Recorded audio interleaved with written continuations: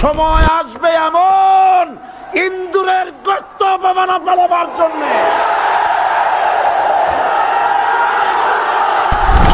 আর যারা একবার ক্ষমতায় যায় ওরা মনে করে এই ক্ষমতা থেকে আমাদেরকে কেউ নামাইতে পারবে না।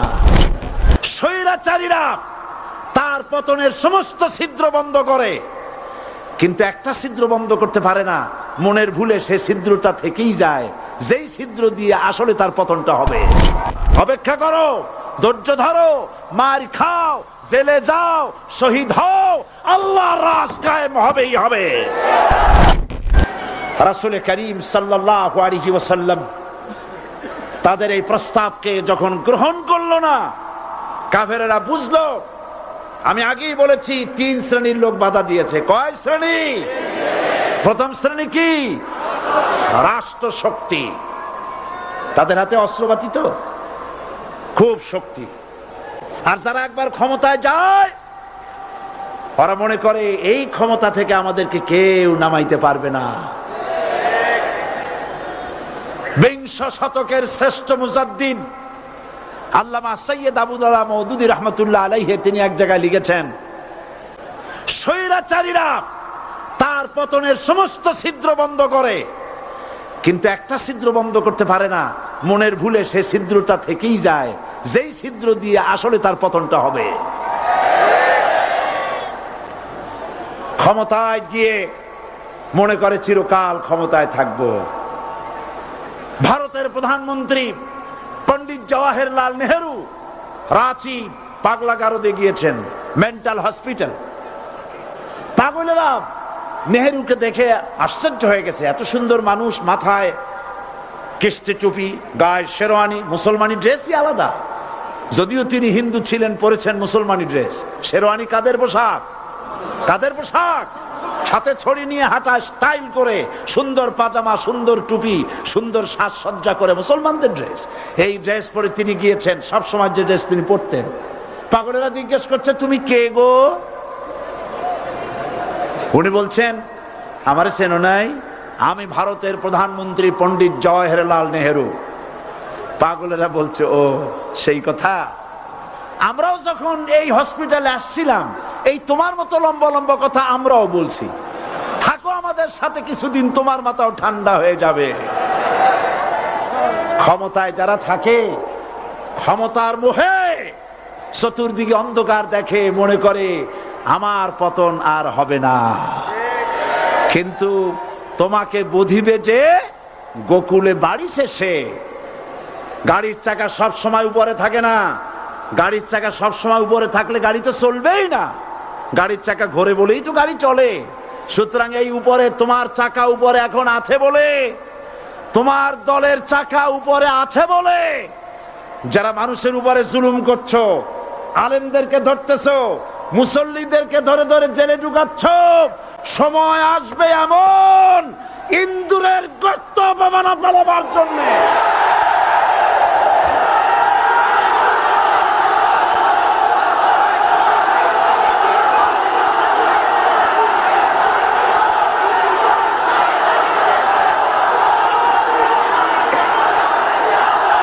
আবু জাহেলের গোষ্ঠী মনে করেছে সোজা আঙ্গুলে ঘি যখন উঠলো না, আঙ্গুল বাঁকা করতে হবে। শুরু হয়ে গেল অত্যাচার, শুরু হয়েছে না? হযরত সুমাইয়া রাদিয়াল্লাহু তাআলা আনহা কি নির্মম ভাবে, নিষ্ঠুর ভাবে তাকে শহীদ করা হলো। খাব্বাব, খুবাইব, হযরত খাব্বাব রাদিয়াল্লাহু তাআলা আনহুকে দেখে হযরত ওমর একদিন বলছিলেন, খাব্বাব তোমার পিঠে এত গর্ত কেন? এত গর্তওয়ালা পিঠ আর এত চিকুন কোমর আমি তো জীবনেও দেখিনি। হযরত খাব্বাব বলেছেন, ওমর জানো না, ইসলাম কবুল করার অপরাধে, কালেমা পড়ার অপরাধে কাফির বেঈমানেরা আমাকে মারধর করেছে। যখন আমি তাদের মারে কালেমা ছাড়ি নাই, তখন আগুন জ্বালায়া আগুনের আংটার উপরে, আংটা আগুনের উপরে আমাকে চিৎ করে শোয়ায়া, আমি যেন নড়াচড়া করতে না পারি সেজন্য আমার বুকের উপরে পাথর চাপা দিয়ে রেখেছে। আগুনে গোশত পুড়ে পুড়ে আগুন ভিতরে ঢুকেছে, গায়ের রক্ত আর চর্বি গলে গলে পড়ে আগুনগুলো নিবেছে। ওই পিঠে যে গর্ত হয়েছে আজও পর্যন্ত সেই গর্ত মিটে যায় নাই। হযরত খাব্বাব রাদিয়াল্লাহু তাআলা আনহু বলছেন, বুখারী শরীফে হাদিসে ভাবে এসেছে, ওয়ান খাব্বাব বিন আরিত রাদিয়াল্লাহু তাআলা আনহু আন্নাহু ক্বাল শাকাউনা ইলা রাসূলিল্লাহি সাল্লাল্লাহু আলাইহি ওয়াসাল্লাম ওয়া হুয়া মুতাওয়াসসাদুন বুরদাতুন লাহু ফি জিল্লিল কাবা। আমি গেলাম রাসূলুল্লাহর কাছে, যে দেখি হুজুর বাইতুল্লাহ শরীফের ছায়ায় আরাম ফরমাচ্ছেন। আমি কাছে গিয়ে বললাম, আলা তাস্তানসিরু লানা আলা তাদউ লানা ইয়া রাসূলুল্লাহ, হে রাসূল আপনি কি আমাদের জন্য দোয়া করবেন না? আপনি কি আমাদের জন্য আল্লাহর কাছে সাহায্য প্রার্থনা করবেন না? মার খেয়ে খেয়ে তো শেষ হয়ে গেলাম। শুনতেছেন আপনারা? আল্লাহর নবী উঠে বসলেন, বললেন, খাব্বাব শোনো, তোমাদের আগে যারা এই পৃথিবীতে এসেছিলেন দ্বীনের দাওয়াত দেওয়ার জন্য, সমকালীন রাষ্ট্র শক্তি তাদেরকে ধরতো, ফায়ুখাজুর রাজুলু ফায়ুহফারু লাহু ফিল আরদ, তার জন্য তারে ধরে নিয়া মাটির মধ্যে গর্ত করত, ফায়ুজআলু ফিহা, এরপরে সেই গর্তের ভিতরে তাকে কোমর পর্যন্ত গেড়ে দিত। সুম্মা ইউতা বিল মানশার, এরপরে করাত আনা হতো, ফায়ুদাউ আলা রাসিহি, এরপরে করাতটা মাথার উপরে রাখা হতো, ফায়ুজআলু নিসফাইন, এরপরে করাত দিয়া চিরে চিরে জীবিত মানুষটাকে দ্বিখণ্ডিত করে ফেলে দিত। মা ইয়াসুদ্দুহু যালিকা আন দীনি, এত কষ্ট দেওয়ার পরেও, এত জুলুম করার পরেও দ্বীনের দায়ীদেরকে এক চুল পরিমাণ আল্লাহর রাস্তা থেকে তারা সরাই দিতে পারে নাই। ওয়াল্লাহি, ও খাব্বাব, আমি আমার আল্লাহর নামে কসম করি। ও মুসলমান, কে কসম করতেছে? আল্লাহ রাসূল। আমি আমার আল্লাহর নামে কসম করি, ওয়াল্লাহি লা ইউতাম্মান্নাল্লাহু হাযাল আমর হাত্তা ইয়াসির রাকিবু মিন সানা ইলা হাযরামাউত। সেদিন বেশি দূরে নয়, ইয়েমেনের রাজধানী সানা থেকে শুরু করে সৌদি আরবের হাযরামাউত পর্যন্ত হাজার হাজার মাইল, এই দীর্ঘ পথে যুবতী নারী তার সৌন্দর্যের পশ্চা নিয়া, আর ধনাঢ্য ব্যক্তিরা সওদাগরেরা তাদের টাকা পয়সা নিয়া একাকে নিয়ে অথবা দলবদ্ধ ভাবে মানুষেরা যাতায়াত করবে। লা ইয়াখাফু ইল্লাল্লাহ, মানুষের মনের মধ্যে কোনো ভয় থাকবে না। এমন একটা সময় আসবে, ওয়ালাকিন্নাকুম তাস্তাজিলুন, অথচ তোমরা বড্ড তাড়াহুড়ো করছো। তাড়াহুড়ো করো না, অপেক্ষা করো, ধৈর্য ধরো, মার খাও, জেলে যাও, শহীদ হও, আল্লাহর রাজ কায়েম হবেই হবে।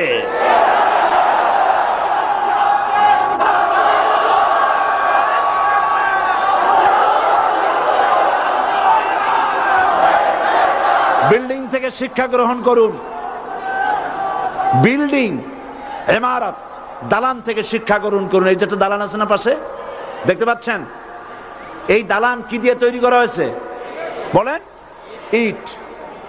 সমস্ত ইটেরা যদি ধর্মঘট করত, আমরা কেউ মাটির তলায় যাব না, কেউ আমরা আগুনে পুড়ে ঝামা হব না, পিক হব না, কেউ আমরা টুকরা টুকরা হব না, সবাই থাকবো উপরে উপরে, তাহলে কি দালান হইতো নাকি? এই বিল্ডিং নির্মাণ করতে গিয়া ইটের যে স্যাক্রিফাইস, হাজার হাজার ইটকে পিক হতে হয়েছে, পুড়ে যেতে হয়েছে, খোয়া হতে হয়েছে, ভেঙে টুকরা টুকরা হয়ে 50 ফিট মাটির নিচে যেতে হয়েছে, তারপরে ইমারত গঠন হয়েছে, সুন্দর দালান তৈরি হয়েছে। যারা ইসলামী শাসন চান, আল্লাহর দ্বীনকে বিজয়ী দেখতে চান, তাদেরকে অসংখ্য মানুষকে পোড়া ইটের মতো জেলখানায় পুড়ে পুড়ে মরতে হবে, অসংখ্য মানুষকে ফাঁসির কাস্টে ঝুলতে হবে, গায়ের রক্ত দিতে হবে, শহীদ হতে হবে, তারপরে ইসলামের ইমারতটা কায়েম হয়ে যাবে। শায়ের কবি কি সুন্দর করে বলছেন, কবি সুন্দর করে বলছেন, ইয়ে শাহাদাত গাহে उल्फत में कदम रखना, ये शहादत गहे उल्फत में कदम रखना, लोग समझते हैं आसा है मुसलमान होना। মানুষেরা মনে করে মুসলমান হওয়া খুব সহজ জিনিস। না, মুসলমান হওয়ার অর্থ হলো শাহাদাতের ঈদগাহে শামিল হয়ে যাওয়া।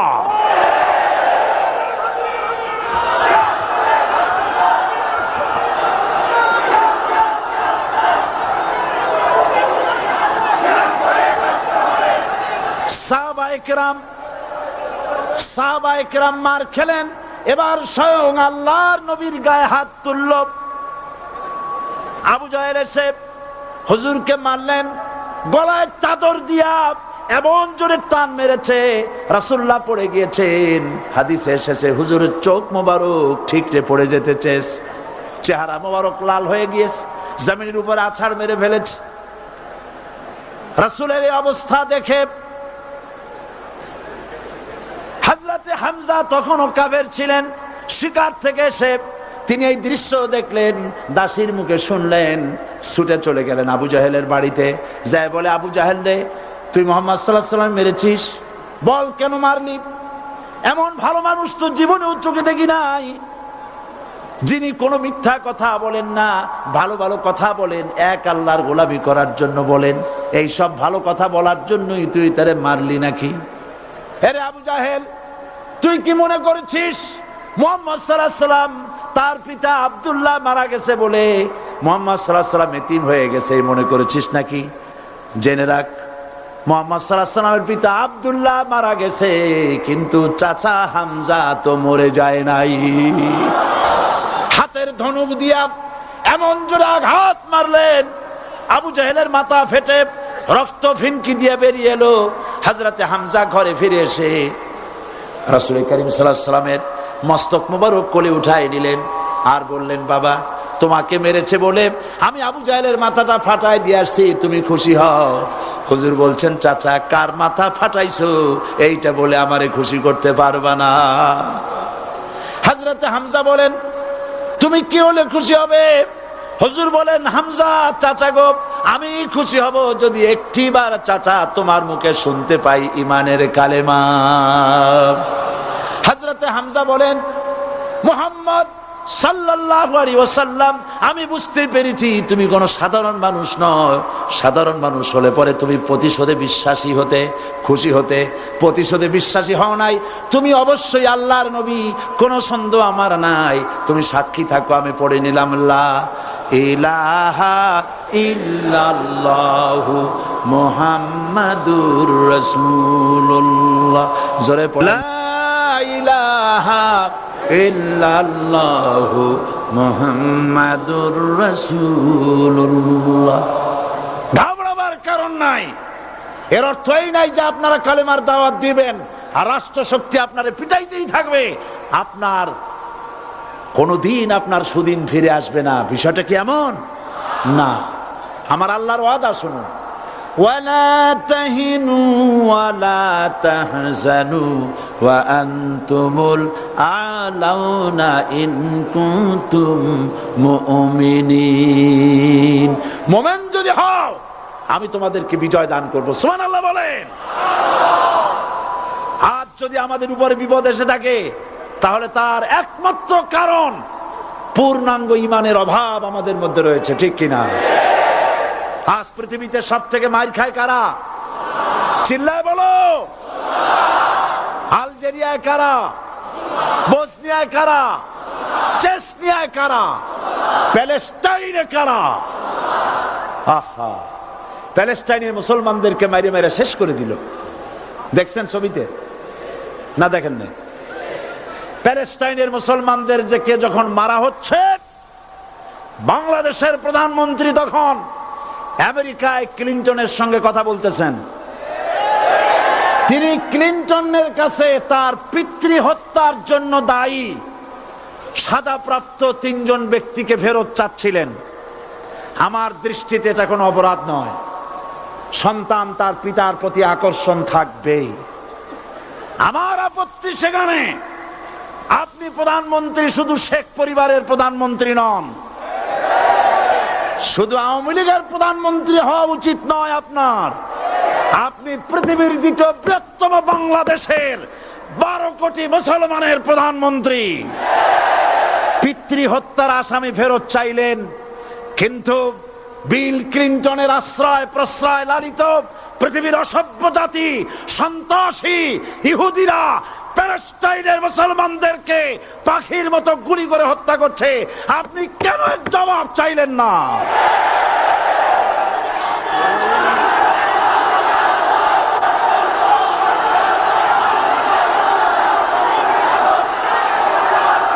জবাব জবাব আপনি চাইতে পারবেন না, কারণ মুনাফিকদের সাহস হয় না, সাহস হয় মুমিন ব্যক্তি। বিল ক্লিনটনকে বলা দরকার ছিল, এই ইসরায়েলকে তোমরাই বসিয়েছো, মধ্যপ্রাচ্যের বিষ ফোড়ায় পরিণত করেছো তোমরা। তবে হ্যাঁ, যুরিবাত আলাইহিমুয যিল্লাতু ওয়াল মাসকানা ওয়া বাউ বিগাদাবিন মিনাল্লাহ। আল্লাহর গজব আসবে, ইহুদিরা পৃথিবী থেকে নিশ্চিহ্ন হবেই হবে ইনশাআল্লাহ। দেখেছেন তাকায়া, প্যালেস্টাইনে ইসরায়েলিরা হেলিকপ্টার গানশিপ কামান বোমা নিক্ষেপ করছে, আর প্যালেস্টাইনের শিশু কিশোর যুবকেরা ইহুদিদের নিক্ষিপ্ত বোমা আর কামানের মোকাবেলা করতেছে পাথর দিয়ে। আমি আমার অন্তরের অন্তঃস্থল থেকে ধন্যবাদ জানাই, মোবারকবাদ জানাই খালিদ বিন ওলীদের উত্তরসূরি, খাব্বাব খোবাইবের উত্তরসূরি প্যালেস্টাইনের ওই সব যুবকদেরকে যারা কাফের বেঈমান ইহুদিদের মোকাবেলা করতেছে ইট আর পাথর দিয়ে। আর আমি আমার অন্তরের অন্তঃস্থলের সমস্ত ঘৃণা দিয়ে আমি ধিক্কার জানাই পৃথিবীর মুসলিম শাসকদেরকে, যারা মুসলমানদের মার দেখে চুপ করে যারা বসে আছে।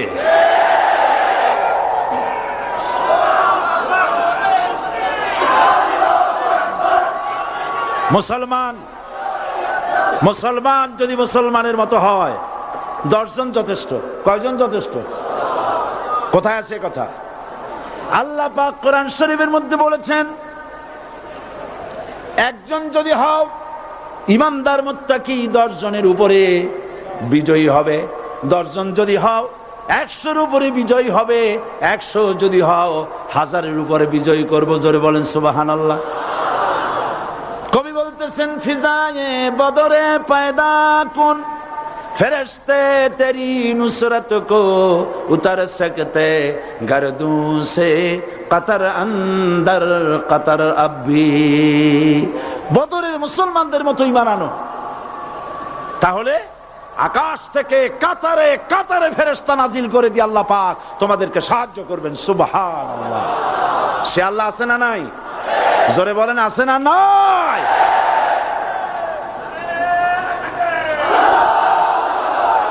সেই আল্লাহ রাব্বুল আলামিন